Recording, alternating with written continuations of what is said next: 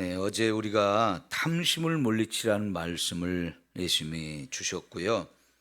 그 말씀을 하시고 나서 비유를 들어서 설명한 것이 어리석은 부자에 관한 말씀입니다. 어리석은 부자. 여러분, 이 어리석은 부자가 예수님의 말씀 속에서만 등장하는 게 아닙니다. 지금도 이 세상에는 어리석은 부자가 정말로 많습니다. 혹시 저와 여러분이 어리석은 부자가 아닐까 한번 점검해 봐야 합니다. 왜 예수님이 이 사람을 어리석은 부자라고 말할까요? 이 말씀을 살펴보게 되면 어리석은 부자의 몇 가지 이유가 있어요. 첫째는 물질이 내 것이라고 생각하고 있는 겁니다.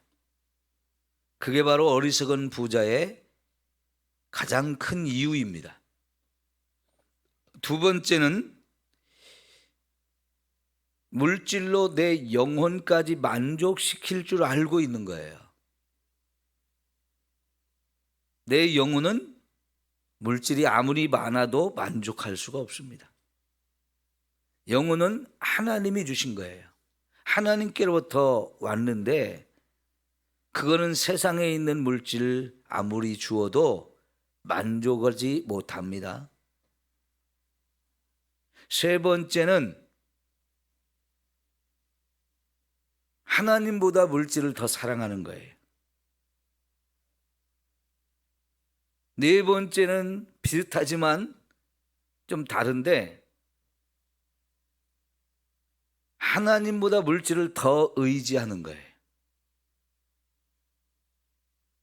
마지막으로 다섯 번째는 하나님을 위해서 물질을 사용하지 못하는 거예요. 이 다섯 가지가 이 사람을 어리석은 부자로 만들었는데요. 지금 다섯 가지 제가 말씀드린 것 중에서 여러분에게는 몇 가지가 해당되는지 한번 살펴보세요. 나는 목사님 그거 하나도 나한테 해당 사항 없습니다. 그러면 진짜 여러분은 물질에 대한 훈련을 제대로 받은 사람이겠고요. 그런데 이 다섯 가지 중에 몇 가지는 저와 여러분에게도 아직 해결이 안 된 부분이 있을 겁니다. 그러면 그 부분을 가지고 앞으로 더 훈련을 해서 나는 아직 부자가 아니기 때문에 괜찮습니다가 아니고요. 부자가 아니라도 어리석은 사람은 어리석은 사람이에요. 자, 이 사람이 정말 부자가 됐습니다. 부자가 된 건 전혀 문제가 아니에요. 부자라고 해서 천국에 못 가는 거 아닙니다. 그러나 부자는 천국에 가는 게 참 어렵다는 말씀을 하셨어요. 그죠?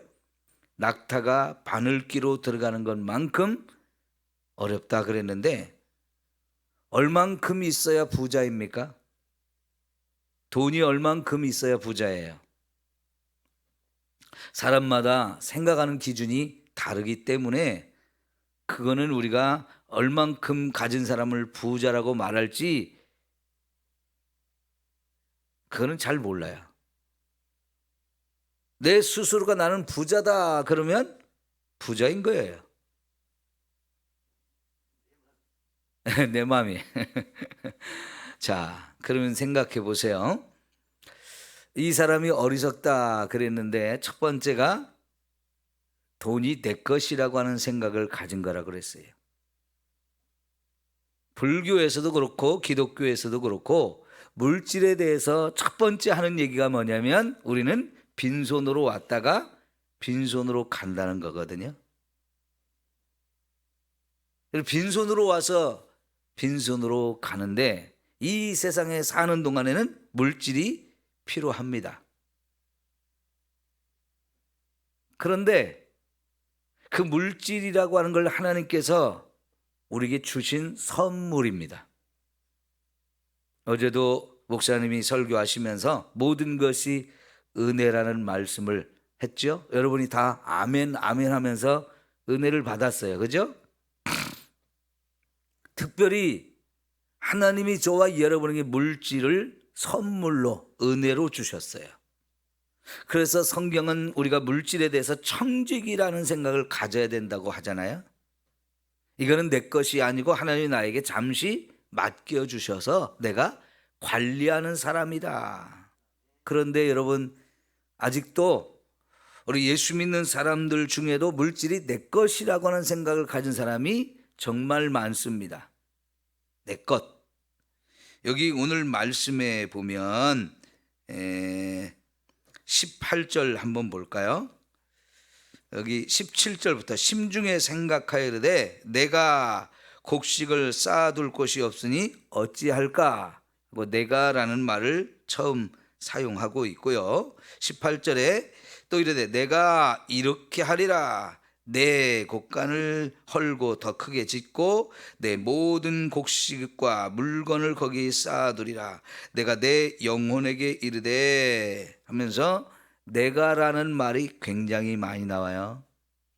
물질도 내 것이고 곡간도 내 것이고 곡식도 내 것이고 내 영혼도 내 것이고 하면서 내가 이 모든 것의 주인인 것처럼 생각하고 있는 게 문제인데, 여러분, 물질이 우리가 빈손으로 와서 빈손으로 가는 인생인데, 그래서 욥이 뭐라고 했어요? 주신 분도 하나님이시고 가져가신 분도 하나님이라고 이렇게 고백을 했는데, 물질은 하나님이 내게 맡겨주신 것이라는 거예요.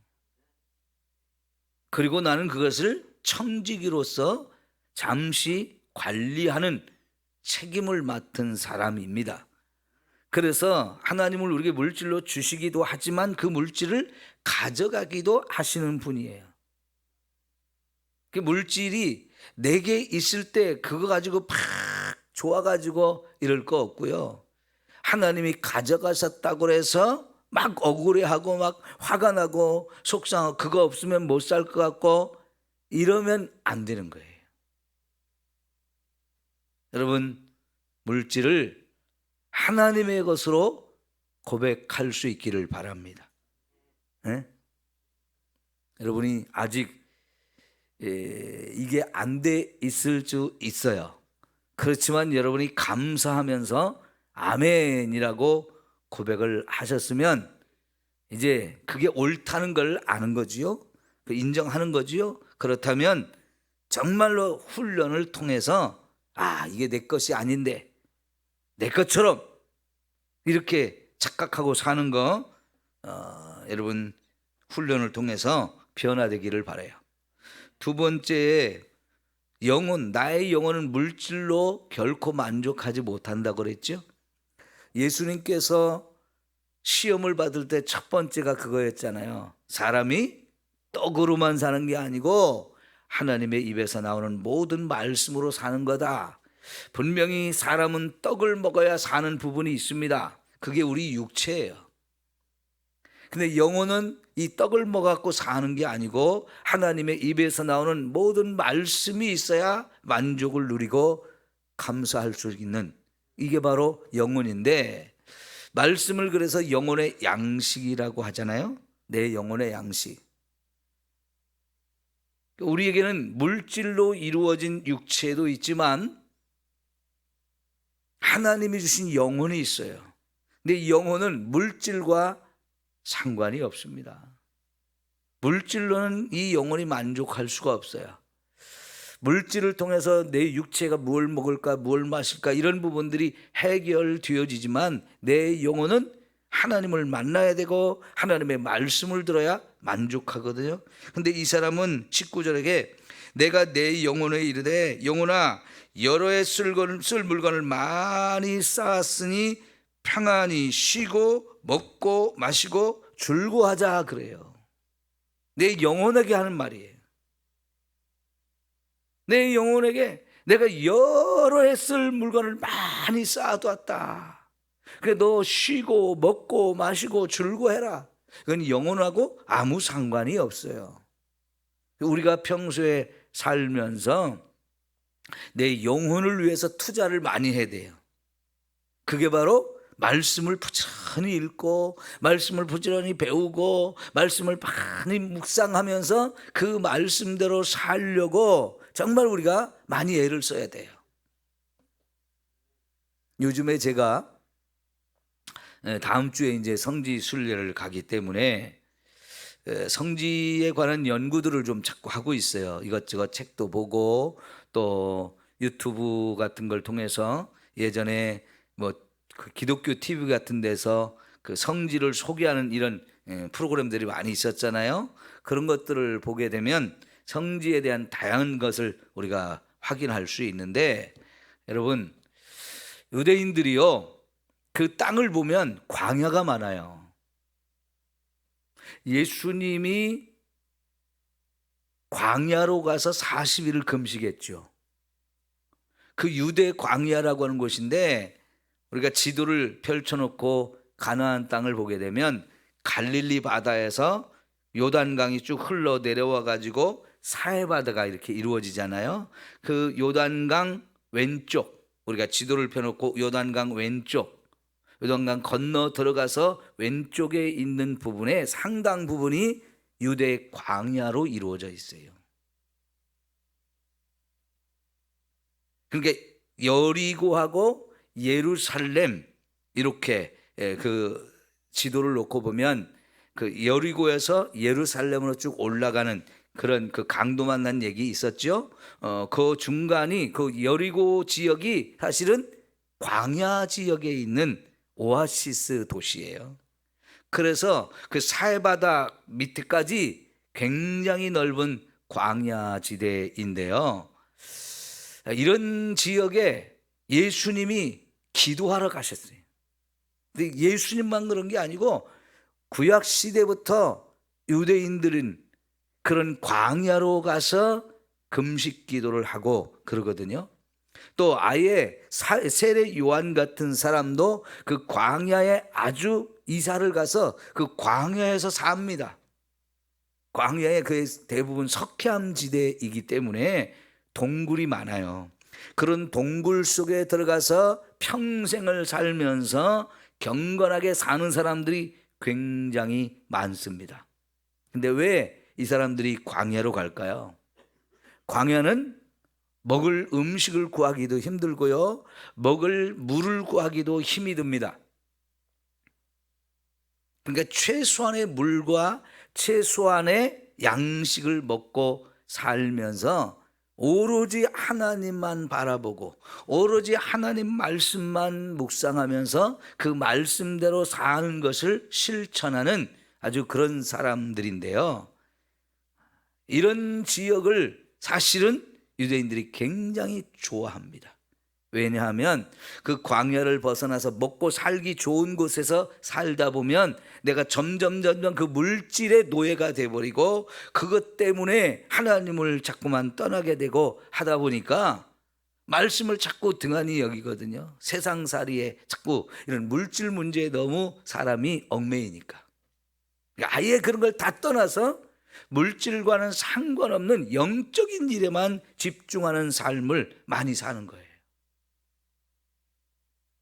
여러분, 저와 여러분이 이렇게 물질적으로 풍요한 시대에 살기 때문에 이제는 물질 걱정하지 않고 나는 나의 영혼을 위해서만 살아야 된다, 그럴 것 같은데 안 그러거든요.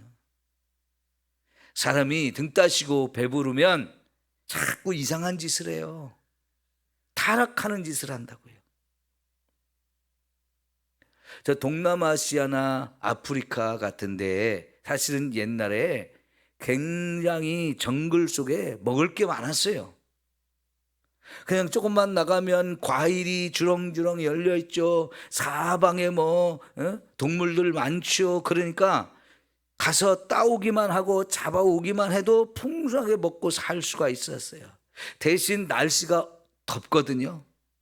그러니까 농사를 짓고 힘든 일을 하기에는 좀 힘들어요. 그러니까 나가서 먹을 거 잡아오고 따오고 하면 충분히 먹을 것이 있으니까요.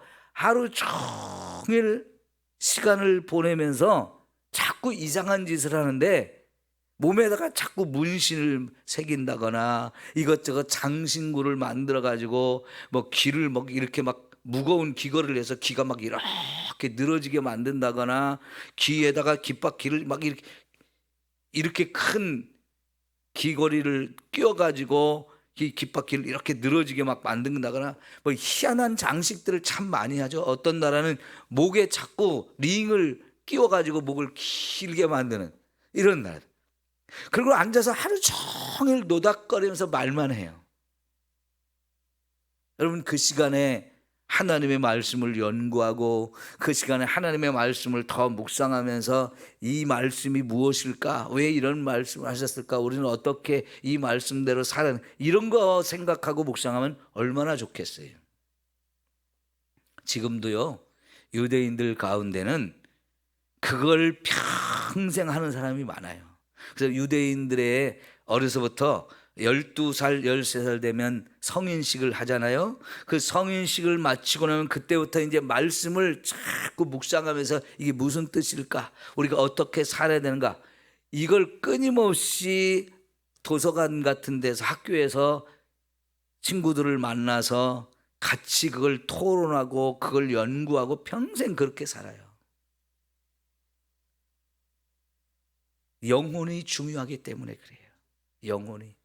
근데 우리는 우리의 삶에 너무나 많은 시간을 물질 쪽으로 다 빼앗기고 거기에 쏟아붓는단 말이에요. 그게 참 우리를 타락하게 만드는 길이거든요. 오늘 저와 여러분이 살아가면서 말씀과 함께 하십시오. 하나님을 늘 바라보고 하나님과 동행하며 하나님이 뭘 원하시는지, 하나님을 어떻게 기쁘시게 할지 이거를 생각하며 사는 저와 여러분이 되기를 축원합니다. 물질을 하나님보다 더 사랑한다 그랬는데 마음을 다하고 힘을 다하고 뜻을 다하고 목숨까지 다해서 주 너희 하나님을 사랑하라는 것이 하나님의 계명의 첫째예요. 우리가 모든 걸 다 해서 하나님을 사랑하라는 거예요. 그런데 그 사랑해야 할 대상에 우리가 물질이 자꾸 하나님 대신에 그 자리를 차지하거든요. 그래서 예수를 믿어도 하나님보다 물질을 더 사랑하는 마음이 우리 속에 여전히 크게 자리를 잡고 있어요. 이게 제일 위험한 거거든요. 하나님보다 물질을 더 사랑하는 게 이게 위험한 거예요. 그래서 여러분, 맘몬이라는 단어가 있거든요. 맘몬, 이게 물질이라는 건데요. 그 물질이라는 건 맘몬이라고 하는 게 사실은 신이기도 해요. 신. 현대인들은 더더욱 물질을 신으로 생각하는 경향이 있어요. 너무나 사랑하기 때문에요. 자기의 모든 걸 다 거기에 쏟아붓기 때문에요. 독일의 괴테라고 하는 사람이 세계적으로 유명한 바우스트라고 하는 이 책을 썼는데요. 그 내용은 한마디로 딱 얘기하면 물질을 위해서 내 영혼을 바꾸는 거예요. 물질과 내 영혼을 바꾸는 거예요. 마귀가 와서 네가 그토록 원하는 물질 내가 줄 테니까 내 영혼 나한테 팔아라, 그 얘기거든요. 고민을 하다가 결국은 물질을 사랑하기 때문에 영혼을 주고 물질을 택해요. 그래서 어마어마한 물질을 주지만 그 물질로 결코 행복하지 못해요. 왜? 내 영혼이 마귀에게 지배를 당했기 때문에. 마귀가 그 영혼을 이제 쥐고 흔드니까 아무리 물질이 많아도 만족할 수가 없는 거예요. 사람은요, 물질을 위해서 자기 영혼까지도 팔고요, 그 물질이 하나님을 대신해서 신이 되어버리는 이런 상황에 우리가 놓여 있어요. 이게 얼마나 위험한지요. 그래서 탐심을 물리치라 그런 거거든요. 물질에 대한 이 욕심이 끊임없이 우리에게 솟아나와서 이 물질을 사랑하게 되어지면 물질이 우리의 신이 돼요. 하나님의 자리를 대신 차지하는 너무나 강력한 힘을 가지고 있어요. 그래서 탐심을 자꾸만 물리쳐야 되는데 이걸 못하다 보니까 결국은 물질이 하나님보다 더 큰 자리를 차지해버려요. 왜 그렇게 물질을 우리가 사랑하고 좋아하느냐? 물질이 가진 힘 때문에 그래요. 그래서 결국은 하나님보다 물질을 더 의지하고 그 물질의 힘을 가지고 세상을 사는 것처럼 우리가 자꾸 착각해요. 사실은 하나님의 힘으로 우리가 세상을 살아야 되거든요. 근데 물질을 의지해서 그 물질의 힘으로 살아가요.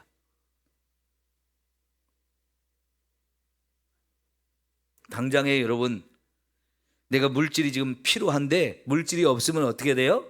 걱정하고 염려하고 근심하고 불안하죠? 그런데 하나님 뭐라고 그래요? 두려워하지 마. 내가 너와 함께 할게. 하나님이 두려워하지 마. 내가 너에게 물질을 줄게. 그게 아니고 내가 너와 함께 할게. 근데 하나님이 함께 하면 사망의 음침한 골짜기를 걸어가도 우리가 해를 두려워하지 않고 살 수 있거든요. 근데 우리는 물질이 없으면 이제 두려워하고 근심하고 걱정하는 이유가 물질을 지나치게 의지하고 그 물질의 힘으로 세상을 살아가려고 하기 때문에 그래요.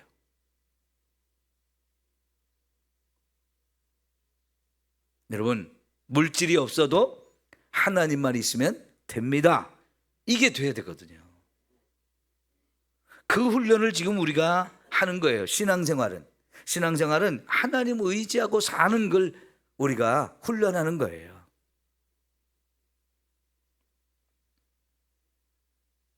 그러니까 여러분, 세리였던 레위가 예수님이 나를 따르라 그러니까 그걸 다 내려놓고 예수님을 따르잖아요. 그거는 엄청난 손해였습니다. 돈이 들어오는 자리예요. 그냥 앉아서 돈이 그냥 막 들어오는 자리예요. 그게 세관에 앉아있는 사람들의 특권이에요. 그것 때문에 비록 욕을 먹고 죄인이라고 손가락질을 당하고 사람들에게 무시를 당할지라도 물질이 막 생기는 자리예요. 얼마든지 물질을 벌어들일 수 있는 특권이 주어진 자리인데 그걸 포기한다고요? 그걸 내려놓는다고요? 쉬운 일이 아니거든요. 나는 이제 주님만 따르겠습니다. 주님만 의지하며 살겠습니다. 이게 정말 놀라운 변화인데 저와 여러분 그런 변화가 필요해요. 레위와 같은 사람이 삭개오였잖아요. 주님을 만나서 자기 집으로 모시고 나서 놀라운 심정의 변화가 일어났어요. 내 재산의 절반을 떼어서 가난한 사람들한테 나눠주겠습니다. 내가 남의 것을 빼앗아서 내 것으로 삼았는데 이제는 그걸 4배로 갚아주겠습니다. 이 4배로 갚는다는 게 레위기서, 출애굽기나 레위기서 이런 데를 보면 도둑질 했을 때 남의 것을 물건을 빼앗고 그랬을 때 갚아줘야 되는 것에 그것의 4배를 갚아주라는 거 있어요. 회개할 때. 여러분, 그렇게 놀라운 변화가 있는 거거든요. 물질이 없어도 하나님만 있으면 되는 거예요. 하나님이 나의 전부가 되어지시는 거예요. 그 하나님이 함께 하시면 물질을 얼마든지 하나님 주실 수 있는 분이거든요. 돈을 의지하지 마시고 하나님을 의지해서 삽시다. 마지막으로요, 이 하나님 주신 물질 하나님을 위해서 쓸 줄 아는 인생이 돼야 돼요. 그게 여러분 21절에 자기를 위하여 재물을 쌓아두고 하나님께 대하여 부유하지 못한 자가 이와 같으니라 그랬어요. 여러분, 자기를 위해서는 물질을 계속 쌓아놓고 먹자 마시자 마음껏 즐기자 하는데 하나님을 위해서는 아무것도 한 것이 없는 사람. 하나님이 저와 여러분이 주신 물질이 나의 필요를 위해서도 주셨지만 이 물질로 하나님의 일을 하고 물질로 하나님의 것을 구별할 줄 아는 이걸 하나님이 보시기를 원하시거든요. 그래서 11조를 드리라는 거고요. 저와 여러분이 헌금을 드려서 그 헌금이 하나님을 위해서, 하나님이 기뻐하시는 일을 위해서 사용되어지는 거예요.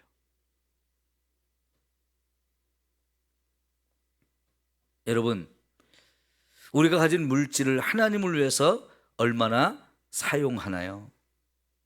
이게 굉장히 중요한 것이거든요.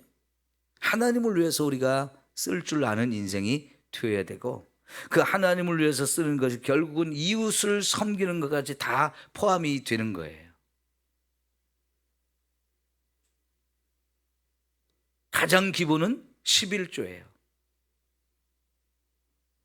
저는 여러분들이 정말 정직한 11조를 하나님 앞에 드리기를 축원합니다.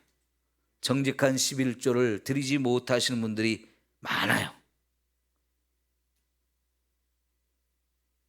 유대인들이 얼마나 철저했으면 박하와 회향과 채소까지 다 따져가지고 11조를 드렸을까요? 박하는 유대 땅에 굉장히 흔하게 있는 그런 채소예요. 차를 끓여 마시는데 많이 사용하죠. 그래서 그 박하 잎을 따가지고 물에 씻어서 뜨거운 물에 이렇게 넣었다가 휘휘 저어서 그거 건져내가지고 차로 마시는 건데, 그거 뭐 몇 잎 따서 넣는 거거든요. 근데 그것조차도 11조를 계산할 정도니 얼마나 철저했겠어요? 근데 오늘 우리는 11조에 대해서 너무 정직하지 못하는 경우가 많아요. 여러분, 하나님 앞에 11조가 정직하게 드려지는 것이 첫 번째이고요. 근데 하나님께 드린 게 11조만이 아니잖아요. 하나님께 드리는 것이, 하나님을 위해서 내가 자꾸 쓰는 것이 우리 훈련이에요. 우리가 창립 60주년을 맞아가지고 해외에 교회를 건축하는 일을 했잖아요. 이제 지금 2개째 우리가 진행을 하고 있는데, 여러분, 이것이 시작이 되어서 여러분 가운데도 개인적으로 이런 일들을 하는 분들이 좀 많이 있기를 원해요. 중소기업을 하시던 최의숭이라는 분은 100개 교회를 세울 계획을 세워가지고 기업을 하면서 정말 많은 교회를 세우니까 하나님이 자꾸 주시는 거예요. 기업을 운영하는 데서 거기서 버는 돈이 다 사장님 거는 아니잖아요. 그러니까 직원들을 위해서도 써야 될 게 많고 이것저것 해야 될 일이 많은데, 그중에 일부를 자꾸 구별해서 모아가지고 교회를 건축하는 일을 하는데 100개를 하겠다는 계획을 세고 하다 보니까요, 점점 하나님이 더 많은 걸 주셔가지고 정말 더 많은 일을 하게 하시는데, 적어도 저와 여러분이 사는 동안에 하나님의 은혜로 살았으면 1개 정도는 우리가 한번 해보고 싶다, 그런 믿음을 가지고 했으면 좋겠어요. 여러분이 살아 생전에 죽을 때까지 여러분 써야 될 거 준비해 놓고 이렇게 우리가 살지 않아요? 살아 생전에 하면 더 좋지만, 내가 살아있는 동안에는 써야 되니까 못하더라도 유언이라도 남기세요. 내가 쓰다가 남은 거 중에 10%만이라도 하나님 교회를 건축하는데 한번 써자. 네. 이거를 유언으로라도 남겨놓으면 자녀들이 나중에 유산 정리하면서 10분의 1이라도 그렇게 드릴 수 있잖아요. 다 드리라면 못하잖아요. 다 드리면 더 좋지만. 그래서 정말 이런 일을 교회가 많이 해야 되는데요, 우리나라도 그렇지만 다른 나라가 보면 더 이게 크게 느껴지는데요, 교회 건물이 전도를 합니다. 건물이. 예? 건물이 잘 되어 있으면 사람들이요 자꾸 몰려오거든요, 건물만 보고도. 근데 이런 정말 선교지에 가면 교회 건물 하나 세워지면 건물이 교회 많은 영혼을 전도해요. 그래서 해외에 이렇게 선교에다가 교회를 건축하는 게 그래서 중요한 거예요. 여러분, 하나님을 위해서 정말 우리가 기쁨으로 많은 일을 할 수 있기를 축원합니다. 그럴 때 하나님 내 영혼을 위해서 그게 하는 거예요. 내 영혼을 위해서. 기도합시다.